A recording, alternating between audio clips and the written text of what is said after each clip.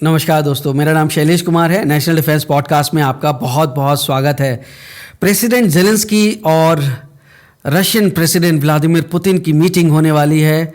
ये बहुत बड़ी बात है क्योंकि अगर आप 2019 की पेरिस में हुई मीटिंग में प्रेसिडेंट जेलेंस्की के हाव भाव देखेंगे, भाव भंगिमा देखेंगे, तो वो पुतिन का मखौल उड़ाते नज़र आ रहे थे। लेकिन आज 2022 में जब फुल स्केल वॉर शुरू हुई रूस और यूक्रेन के बीच में, तब से लेकर और मैं कहूँगा 2019 की उस आखिरी मीटिंग से लेकर पहली बार पुतिन और जेलेंस्की आमने सामने होंगे, नज़रों से नज़रें मिलाएंगे, बायलेटरल मीटिंग करेंगे। हालांकि इस मीटिंग की डेट अभी फिक्स नहीं हुई है, फाइनल नहीं हुई है, लेकिन माना जा रहा है कि 2 हफ्तों के अंदर ये दोनों राष्ट्रपतियों के बीच में मीटिंग होने वाली है। और अगर जेलेंस्की और पुतिन के बीच मीटिंग हो गई तो फिर एक ट्राइलेटरल मीटिंग उसके तुरंत बाद होनी है, जिसमें प्रेसिडेंट ट्रंप होंगे, अमेरिका के राष्ट्रपति, व्लादिमीर पुतिन होंगे, रूस के राष्ट्रपति, और जेलेंस्की होंगे, वोलोदिमीर जेलेंस्की, यूक्रेन के राष्ट्रपति। अभी तक राष्ट्रपति पुतिन जेलेंस्की से सीधे बात करने से कतरा रहे थे, लेकिन अब वो राजी हो गए। प्रेसिडेंट ट्रंप के 15 अगस्त की मीटिंग के बाद कुछ ऐसा जादू हो गया है कि अब तीनों राष्ट्रपति एक ट्राइलेटरल मीटिंग कर सकते हैं। तो ये डेडलॉक जो है 24 फरवरी 2022 से चला आ रहा था कि जहां कोई बातचीत नहीं हो रही थी, मिलिट्री इन्वेजन हो रहे थे, मिलिट्री एस्केलेशन हो रहे थे, कॉन्फ्लिक्ट हो रहे थे, यहाँ तक कि ओरेशनिक जैसी मिसाइल का भी इस्तेमाल हो गया। लॉन्ग रेंज मिसाइल दे दी गई यूक्रेन को, स्टॉर्म शैडो और तरह तरह की, और युद्ध में हजारों लाखों लोग मारे गए। 3.5 साल लगभग युद्ध को हो चुके हैं, चौथे साल में ये युद्ध चल रहा है। लेकिन अब जब ये पीस डील होने वाली है, शांति समझौता होने वाला है, तो इस समझौते का स्वरूप कैसा होगा, इसके बारे में सभी लोग गैस कर रहे हैं। क्या जेलेंस्की अपनी जो टेरिटरी है, यूक्रेनियन टेरिटरी है, क्या वो रशिया को दे देंगे? और रूस क्या वो कॉम्प्रोमाइज़ कर लेगा डॉनबास के लिए, जो उसने ऑक्यूपाई किया मिलिटरली, सिक्योरिटी गारंटी जो यूक्रेन चाहता है उसके एवज में? सबसे बड़ा सवाल है कि अगर ये पीस डील होती है, शांति समझौता होता है, तो अमेरिका को क्या मिलने वाला है इस पीस डील से? और क्या अमेरिका, जैसे उसने यूक्रेन के साथ एक मिनरल डील की थी, क्या वो रूस के साथ भी करने वाला है? पर इस सबसे भी बड़ा सवाल जो है, जो सबके सामने मुंह बाए खड़ा है, वो है कि अगर पीस डील नहीं मटेरियलाइज होती है, शांति समझौता नहीं होता है, तो शांति समझौता नहीं होगा तो इसका मतलब क्या है? क्या बड़ी लड़ाई छिड़ जाएगी, या फिर ये बड़ी लड़ाई इतनी बड़ी होगी कि थर्ड वर्ल्ड वॉर हो जाएगी? इस सब के जवाब, आपके इन सब सवालों के जवाब मैं देने की कोशिश करूंगा पूरे फैक्ट्स, फिगर्स और पर्सपेक्टिव के साथ। बस एक गुजारिश है कि आप इस वीडियो के अंत तक बने रहिएगा, छोड़ के बिल्कुल नहीं जाइएगा। नेशनल डिफेंस पॉडकास्ट में आपको ऐसी बहुत सारी स्टोरीज, अंदर तक सतही नहीं जानकारी बल्कि अंदर तक की जानकारी देखने को मिलने वाली है। नेशनल डिफेंस पॉडकास्ट सब्सक्राइब कर लीजिए। तो प्रेसिडेंट ट्रंप ने 18 अगस्त को एक बायलेटरल मीटिंग तो पहले तो प्रेसिडेंट जेलेंस्की के साथ की ओवल ऑफिस में। ये पुरानी मीटिंग के इतर बहुत बेहतरीन मीटिंग थी। यहाँ जेलेंस्की टी शर्ट में नज़र नहीं आए, बल्कि एक ओवरकोट भी पहने हुए थे ब्लैक कलर का, और जेडी वांस के साथ उनका अच्छा संवाद हुआ। केमिस्ट्री बड़ी अच्छी लग रही थी बाकी लोगों के साथ। जेलेंस्की इस बार इतने कन्फ्रंटिंग मोड में नहीं थे और ट्रंप भी उनको समझ रहे थे, काफ़ी पॉजिटिव थे उनके लिए। और इस मीटिंग के बाद लगभग 40 मिनट प्रेसिडेंट ट्रंप ने राष्ट्रपति पुतिन के साथ बात की, और इसके तुरंत बाद एक नेक्स्ट राउंड टेबल हुई जो कि यूरोपियन लीडर्स के साथ हुई थी, जिसमें जेलेंस्की भी थे। और इन सभी लीडर्स ने, उसमें फ्रांस के इमानुएल मैक्रों भी थे, इटली की जॉर्जिया मेलोनी भी थी, उसमें जर्मन चांसलर फ्रेडरिक मर्च भी थे, और उसमें बहुत सारे और यूरोपियन लीडर्स थे, अलेक्जेंडर स्टब भी थे। तो कुल मिलाकर इस मीटिंग के दौरान ये समझ में आया कि ये सभी लोग, नाटो के मार्क रट भी थे, ये सभी लोग यूक्रेन के साथ साथ अमेरिका और ये यूरोपियन लीडर्स, ये सभी लोग रूस के साथ शांति चाहते हैं, युद्ध रोकना चाहते हैं। लेकिन ये सब कुछ ट्रंप की लीडरशिप के अंडर करना चाहते हैं। ये इस बात पे सबसे बड़ी सहमति हो गई। ओवल ऑफिस की मीटिंग में प्रेसिडेंट ट्रंप ने जेलेंस्की को एक मैप दिखाया था जिसका टाइटल था रशिया यूक्रेन कॉन्फ्लिक्ट मैप। इसमें कुछ एरियाज दर्शाए गए थे जो कि रशिया के कंट्रोल में हैं और रूस के कंट्रोल में कंटेस्टेड हैं, और शेडिंग भी थी उसमें कि हाईलाइट जो पार्ट है ईस्टर्न और सदर्न यूक्रेन के, जिसमें Crimea, Donetsk, Luhansk, जफरेजिया and Kherson भी हैं। ये सभी जो पार्ट्स हैं ये अब रशिया के कंट्रोल में हैं। तो जेलेंस्की को पॉइंट आउट किया गया और उन्होंने कहा कि ये डिटेल्स आपके साथ मैप शेयर की गई हैं। तो उन्होंने भी कहा कि हाँ ये शेयर की गई हैं, अप्रिशिएट किया उन्होंने। ट्रंप ने कहा इट्स ए गुड मैप, कि अच्छा मैप है। जेलेंस्की ने जवाब दिया कि मैं सोच रहा हूँ इनको वापस कैसे लिया जाए, अब ये एरिया तो चले गए हाथ से। तो ट्रंप साहब ने कहा हंसते हुए कि ये बताएंगे कैसे लिया जाए। तो एक बहुत सीरियस डिस्कशन के बीच में अगर प्रेसिडेंट ट्रंप इसको बहुत लाइटली लेते हैं, स्माइल और लाफ से जवाब देते हैं, तो आप समझिए कि बात कहाँ तक पहुँच चुकी है। यानी कि यूरोपियन लीडर्स और जेलेंस्की ये समझ चुके हैं कि अब बहुत सारे कॉम्प्रोमाइज़ेस उनको करने ही करने हैं। तो यहाँ पर इस मीटिंग में ट्रंप ने जेलेंस्की को ये अश्योर किया कि यूनाइटेड स्टेट जो है वो यूरोप की मदद से यूक्रेन को सिक्योरिटी गारंटी प्रोवाइड करेंगे पीस डील में। अब वो कैसी होगी, वो सिक्योरिटी गारंटी का नेचर क्या होगा, क्या फ्रेमवर्क होगा, क्या आर्किटेक्चर होगा, उसके बारे में अभी क्लैरिटी नहीं है। अधिकतर यूरोपियन लीडर्स और जेलेंस्की जो है वो कंसिस्टेंट थे कि भाई हमें जो सिक्योरिटी है, जो सिक्योरिटी गारंटी है, वो नेटो के आर्टिकल 5 की तरह होना चाहिए। जैसे नेटो का आर्टिकल 5 कहता है कि अगर किसी एक देश पर, नेटो कंट्रीज जो भी मेंबर्स हैं उनमें से किसी एक देश पर भी कोई अगर आक्रमण करता है तो सब पूरा नेटो उनको मिलकर जवाब देगा। तो इसलिए कोई उनको आक्रमण ही नहीं करता। उनको पता है कि ये बहुत ही फॉर्मिडेबल मिलिट्री अलायंस है, नॉर्थ अटलांटिक ट्रीटी ऑर्गेनाइजेशन। तो वो आर्टिकल 5 की तरह उसी की तर्ज पे यूक्रेन के लिए सिक्योरिटी गारंटी चाहते हैं। और ये सिक्योरिटी गारंटी ऐसे हो जो 94 की तरह ना हो कि न्यूक्लियर वेपन भी यहाँ से चले गए यूक्रेन के, और ना रूस ने उसको बचाया और ना अमेरिका ने बचाया। रूस ने तो बल्कि उल्टा आक्रमण कर दिया। तो ट्रंप ने पहले ही ये साफ कर दिया था कि यूक्रेन को कोई नेटो की मेंबरशिप नहीं मिलने वाली है। तो नेटो का आर्टिकल 5 तो यहाँ चलने वाला नहीं है। और अब ये आर्किटेक्चर क्या होगा सिक्योरिटी गारंटी का, it may be A work in progress. अभी काम चल रहा होगा, बातचीत चल रही होगी। अब सबसे बड़ा सवाल मैं समझता हूँ कि सब लोग ये सोच ही रहे होंगे कि क्या रूस के राष्ट्रपति पुतिन वो राजी हो जाएंगे यूरोपियन पीस कीपिंग फोर्सेस को अपने बॉर्डर पर देखने के लिए, या उन एरियाज़ में जो उनके कब्जे में है, या जो यूक्रेन वापस उनको देना पड़ेगा। ये एक सबसे बड़ा सवाल है कि यूरोपियन पीस कीपिंग फोर्स जो अब तक वो मना करते रहे कि नहीं होना चाहिए, उससे उनकी रूस की सुरक्षा को ख़तरा है, तो वहाँ पर अब क्या होने वाला है। तो अगर आप देखेंगे 15 अगस्त की जो वार्ता हुई पुतिन और ट्रंप साहब के बीच में, उसके बाद तुरंत पुतिन साहब ने एक बहुत बड़ा डिफेंस इक्विपमेंट जो है उन्होंने डॉनबास एरिया में भेज दिया था।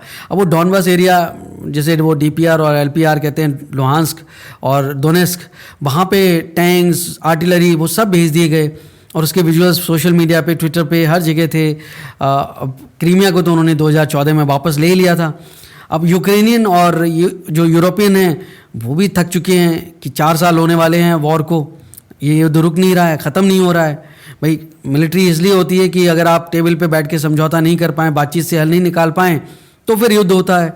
पर यहाँ तो युद्ध में लगातार चलता ही चला जा रहा है। अब बात फिर से टेबल पे आ गई है, तो किसी ना किसी को तो समझौता करना पड़ेगा।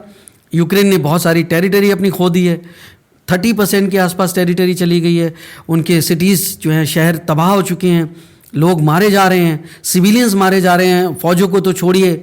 इकॉनमी जो है उनकी पूरी तरह से बर्बाद हो चुकी है, कर्ज के तले दब चुके हैं। तो अब यूक्रेन क्या डॉनबास को देगा, और क्या रूस राजी हो जाएगा बिना पीस डील के?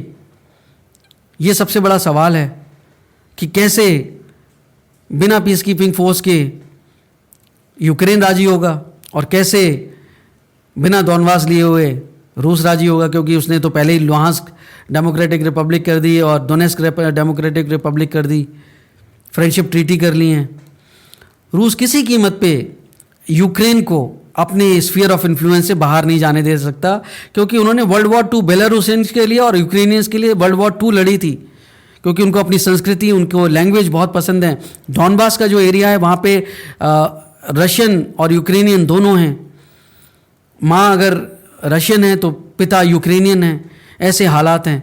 पर यूक्रेन ने वहाँ पे उनकी लैंग्वेज बंद कर दी, संस्कृति पे हमला हो गया, ऑर्थोडॉक्स चर्च पे गाज गिर गई। तो इसलिए वो रूट कॉज ऑफ वॉर कहते हैं इसको रशियन, और वो उस पर कंप्रोमाइज़ नहीं करना चाहते हैं। सर्गेई लैवरोव ने, उनकी जो फॉरेन मिनिस्टर हैं, और पुतिन ने खुद कई बार कहा है, उनकी अप्रीहेंशंस हैं कि ये रूट कॉज ऑफ वॉर है, कि नेटो उनके सीमा पे आ जाएगा अगर यूक्रेन को नेटो में शामिल कर लिया। तो ये समझौता ऐसे होने वाला नहीं है, इसीलिए तो उन्होंने स्पेशल मिलिट्री ऑपरेशन लॉन्च किया था। अब कीव को भी ये है, क्या वो समझौता करेंगे तो अपने पब्लिक को क्या जवाब देंगे? तो ऐसा सिनारियो हो जो दोनों को सूट करे। और अमेरिकी राष्ट्रपति जो हैं, इसीलिए उन्होंने मिनरल डील यूक्रेन के साथ कर ली थी। रूस ने तब कहा था कि आप हमारे इलाके में जो हमने कब्जा कर लिया है, उन इलाकों पे आप हमसे मिनरल डील कर लीजिए, रेयर अर्थ निकालिए। तो अब क्या रूस के साथ में अमेरिका कोई मिनरल डील करेगा? या यूक्रेन के पास अगर डॉनबास चलेगा तो क्या डॉनबास में भी अमेरिका का वर्चस्व होगा मिनरल रेयर अर्थ मिनरल्स निकालने के लिए? तो ये सवाल सबके सामने मुंह बाए खड़े हैं। अगर अमेरिका और रशिया की मिनरल डील होती है तो कब होगी? मुझे तो ऐसा लगता है कि पहले तो पीस डील होगी, उसके बाद ही कोई मिनरल डील रूस और अमेरिका के बीच हो सकती है। नहीं तो सब लोग कहेंगे आपने इसमें अपना पौवा सेक लिया जी, तो बीच में आपने भी अपना मलाई खा ली। तो अमेरिका को कटघरे में खड़ा करेंगे लोग कि आपने कॉम्प्रोमाइज़ किया। इसीलिए तो अमेरिका अगर ये डील करेगा तो बाद में करेगा। तो यूनाइटेड स्टेट्स के जो प्रेसिडेंट हैं ट्रम्प साहब, वो एक रिवर्स पॉलिसी जो है, थोड़ा जियोपॉलिटिक्स पे हम आते हैं। तो हेनरी किसिंगर साहब की जो पॉलिसी थी कि रूस को चाइना के खिलाफ इस्तेमाल करो, चाइना को रूस के खिलाफ इस्तेमाल करो। तो जब कोल्ड वॉर चल रही थी तो उन्होंने चाइना को रूस के खिलाफ, कम्युनिज्म को ख़त्म करने के लिए, रशियन कम्युनिज्म जो था वो उसको ख़त्म करने के लिए चाइना का इस्तेमाल किया। चीन को ज़रूरत थी उस समय, वो भी अपना यूनाइटेड नेशन से लेके हर जगह अपना वर्चस्व चाहता था, उनको भी अपना इकोनॉमिकली स्ट्रांग बनना था। रूस के साथ उनका बॉर्डर डिस्प्यूट भी था।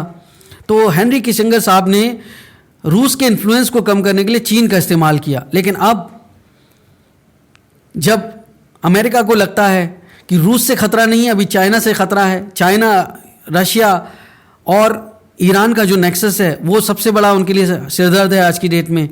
तो वो जो भी चीन के दोस्त हैं उनको अपने इन्फ्लुएंस में लेना चाहते हैं। तो ये एक रिवर्स पॉलिसी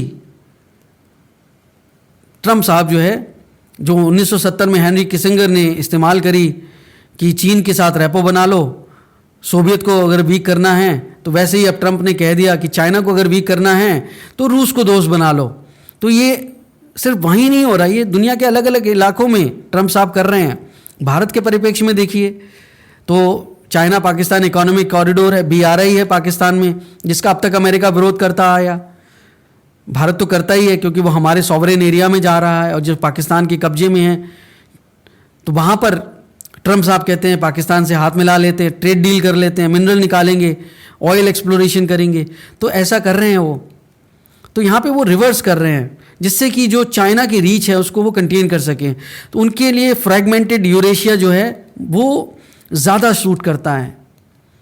वो एक ब्लॉक की तरह नहीं देखना चाहते उसको, उनसे उनको ख़तरा है। और रूस में बहुत सारी ऑयल है, गैस है, यूरेनियम का भंडार है, क्रिटिकल रेयर अर्थ मिनरल्स है जिसकी अमेरिका को भरपूर ज़रूरत है। वो चीन पे डिपेंडेंट है, वो डिपेंडेंसी ख़त्म करना चाहता है और इसीलिए वो सब चाइना से जा रहा है। तो अपने रिलेशंस अमेरिका जो है रूस के साथ अच्छा करना चाहता है, उसको अपने इन्फ्लुएंस में लेना चाहता है। जहाँ जहाँ चीन का उन मार्केट में इन्फ्लुएंस है, उनकी जो मिनरल मोनोपोली चोक पॉइंट्स उनको ख़त्म करना चाहता है। और यूक्रेन बार्गेनिंग चिप है इस सब के बीच में, डोनबास के दे दे, क्रीमिया दे दे, तो लीगल फ्रेमवर्क में आ जाएंगे। तो ये प्राइस तो अब यूक्रेन को देना पड़ेगा, यूरोप को देना पड़ेगा अगर वो चाहते हैं कि शांति। और रूस जो है वो भी इस चीज़ को समझता है, अमेरिका की इस ज़रूरत को समझता है, क्योंकि तब चीन ने रूस को वीक किया और वो WTO तक में शामिल हो गया और उसके बाद रूस से ज़्यादा इकोनॉमी, जो रूस चीन का दोस्त था, उससे बॉर्डर डिस्प्यूट भी सेटल कर लिया। लेकिन चीन की इकोनॉमी उससे बूमरैंग कर गई और बहुत ऊपर चले गए वो WTO ज्वाइन करने के बाद। बॉर्डर पे शांति जब हो गई रूस के साथ, चीन के बॉर्डर पे, तो चीन को फ़ायदा हुआ। अब रूस भी शायद वही करेगा। तो वेस्टर्न ऑर्बिट में नहीं आए, चाइना को बैलेंस कर पाए, ऐसी ये कोशिश अभी इस शांति वार्ता में होगी। तो यूरोपियंस भी इसको समझते हैं और हो सकता है कि भविष्य में कभी रूस के साथ कन्फ्लिक्ट हो तो जो यूरोपियन फोर्सेस होंगी या जो अगर पुतिन साहब राजी हो जाएंगे तो कभी भी वो अपनी फोर्सेस को मूव कर सकते हैं। नाटो तो है ही। तो अभी सबसे बड़ा है कि जो चीन का डोमिनेंस है रेयर अर्थ मिनरल्स में, जियोपॉलिटिक्स तो है ही, लेकिन जो चीन की मिनरल मोनोपोली है उसको ख़त्म करना चाहता है रूस।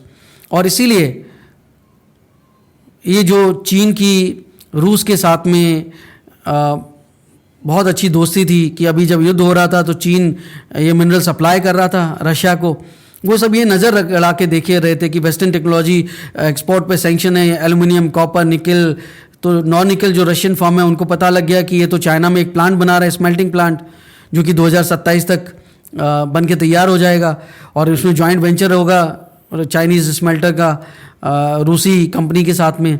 तो उनकी जो चाइना की ज़ियामिन CND है और जियांगुआंग कॉपर है, वो सब इसके साथ मिलके एक प्लांट बना रहे हैं जिससे कि जो फाइनल गुड्स बनेंगे, जो फाइनल प्रोडक्ट बनेंगे वो रशिया को चले जाएंगे। तो जो सैंक्शंस लगे हैं वो सैंक्शंस को बाईपास कर देंगे।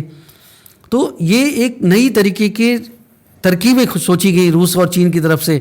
अब अमेरिका को इसकी भनक लग गई तो अमेरिका चाहता था कि किसी तरह से ये जो इवेड कर रहे हैं सैंक्शंस, इसको ही ख़त्म कर दिया जाए, चाइनीज़ इन्फ्लुएंस में नहीं आए। तो वो चाहते हैं कि रूस से थोड़ी दोस्ती रखो। तो इस तरह से मिनरल चेसबोर्ड जो जिस पे वो शतरंज की बाजी खेलते हैं ट्रम्प साहब, उसमें अभी रशिया और यूक्रेन ये बहुत इम्पॉर्टेंट हो गए हैं। अब ट्रम्प के टैरिफ ने हालांकि इस सबको बहुत ख़राब किया, उनके अलाइंस के साथ रिश्ते ख़राब हो गए। लेकिन अगर हम देखें कि चीन का डोमिनेंस कैसा है, क्योंकि ये सब युद्ध जो है यूक्रेन का युद्ध, इसके पीछे बहुत बड़ी वजह मिनरल वेल्थ भी है यूक्रेन की। तो उनको देखें अगर हम क्रिटिकल मिनरल्स, तो अभी रफली 85 से लेकर 90% जो पूरे दुनिया का ग्लोबल ट्रेड है रेयर अर्थ मिनरल्स का, उसकी रिफाइनिंग करता है चीन, जिसमें 68% कोबाल्ट है, 65% निकल है, 60% लिथियम है। और रेयर अर्थ जो आप देखिए 95% जो प्रोडक्शन है उसकी पूरी सप्लाई चेन पे चीन की ग्रिप है। अब रशिया जो है उसकी सप्लाई का कम है, डेटा अवेलेबल नहीं है, लेकिन 18% जो है पूरी वर्ल्ड का एंटीमनी जो है रशिया अगर 2022 का डेटा देखें तो वो सप्लाई करता है। चाइना 54% प्रोड्यूस कर रहा है। रशिया जो है 17% निकल कर रहा है सप्लाई वर्ल्ड में, क्लास 1 निकल, जो कि EV बैटरीज में काम आता है। अब मीडिया रिपोर्ट्स को अगर हम देखें तो चीन की जो कंपनियां हैं वो गैलियम सप्लाई कर रही हैं, जर्मेनियम सप्लाई कर रहे हैं, एंटीमनी सप्लाई कर रहे हैं रूस को, इनकी मिलिट्री इंडस्ट्रियल कॉम्प्लेक्स को, लेकिन रूस नहीं कर रहा है। तो मैं बहुत साधारण शब्दों में ये कहना चाहता हूँ कि जो मिनरल वेल्थ है पूरी दुनिया भर में, उसमें यूक्रेन के पास बहुत बड़ी मिनरल वेल्थ है। टाइटेनियम से लेके बहुत सारे मिनरल्स हैं, लिथियम रिजर्व्स हैं, निकल है, कोबाल्ट है। तो ऐसे में यूक्रेन का वो हिस्सा जहां डॉनबास में सबसे ज़्यादा मिनरल वेल्थ है, क्या अमेरिका और यूरोप उनको अपने कंट्रोल से जाने देंगे? अमेरिका तो शायद रूस से भी समझौता कर लेगा, क्या यूरोप जाने देगा? और क्या यूक्रेन जाने देगा? सबसे बड़ा सवाल ये उठता है, क्योंकि यूरोप ने 2021 में एक समझौता किया था यूक्रेन के साथ, जिससे वो अपने मिलिट्री बेस के लिए, अपने इंडस्ट्रियल बेस के लिए वो ये मिनरल को इस्तेमाल करना चाहते थे। अभी यूरोप का 100% लिथियम सप्लाई या मिनरल रेयर अर्थ मिनरल्स जो है 97% से भी ज़्यादा वो चाइना से होते हैं। और ये जो चाइना की ग्लोबल मोनोपोली चोक पॉइंट्स हैं, इसको अमेरिका और यूरोप और ये सब ख़त्म करना चाहते हैं। यूक्रेन टाइटेनियम का सबसे बड़ा, आयरन ओर का सबसे बड़ा एक्सपोर्टर है।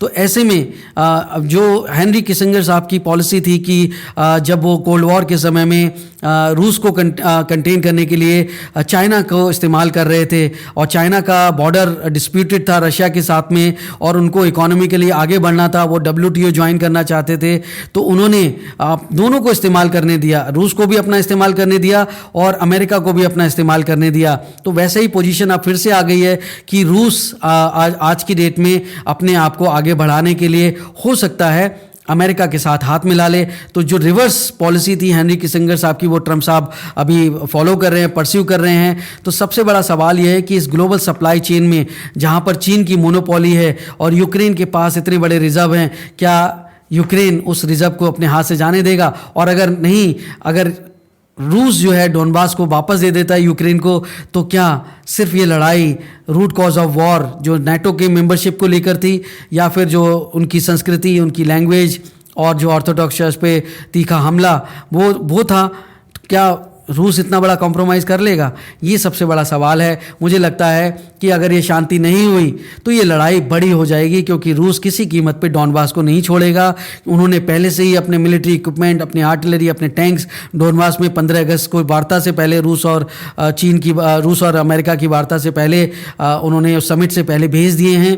तो मुझे लगता है एक बार फिर अगर ये शांति समझौता फेल हो गया, ट्राइलेटरल पीस टॉक्स नहीं हुई, डील नहीं हुई, तो फिर वॉर एस्केलेट कर जाएगी और रूस बड़ा हमला करेगा। और ये हमला सीमित नहीं होगा, ये इसमें इतना ज़्यादा पावर है कि ये वर्ल्ड वॉर 3 हो सकती है, तृतीय विश्व युद्ध हो सकता है। तो सभी देशों को चाहिए कि शांति वार्ता के लिए प्रार्थना करें और कोशिश करें कि ये शांति समझौता हो जाए, और दुनिया भर में लास्टिंग पीस के लिए बहुत ज़रूरी है। आप नेशनल डिफेंस को सराह रहे हैं, बहुत बहुत धन्यवाद। जय हिंद, वंदे मातरम।